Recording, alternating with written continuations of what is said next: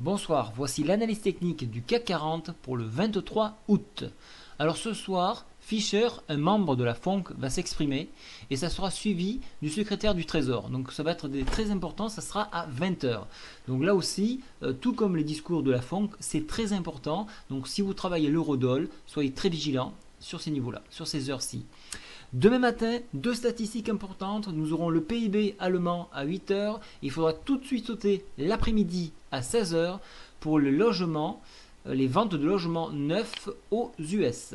Alors, les ventes de logements neufs, ça c'est une statistique très importante parce que c'est un gros baromètre pour savoir si l'économie se redresse et se repart. Donc ici, l'indice parisien.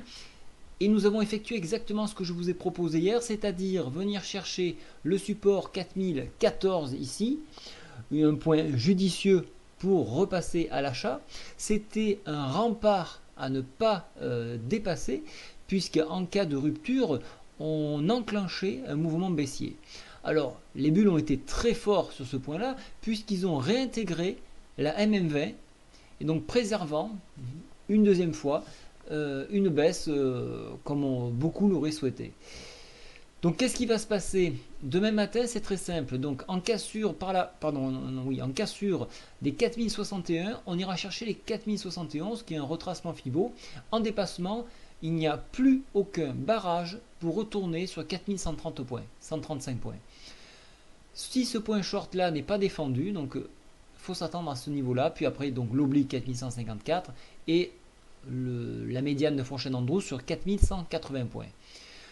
En revanche, si les bears sont vraiment plus agressifs et qu'ils enfoncent les 4050 une nouvelle fois, on reviendra tester ici, donc les 4014, ce creux en pince qui est en train de se former.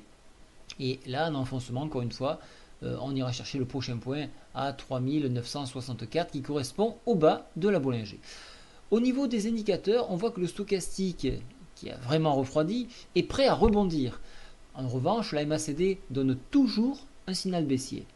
Donc, sur ce niveau-là, on est trop incertain. On voit que donc les moyennes mobiles 10 et 20 sont presque parallèles. Donc, on a une hésitation. Il est très difficile de prendre un sens. Donc, attendez le dépassement d'une des deux zones pour prendre position.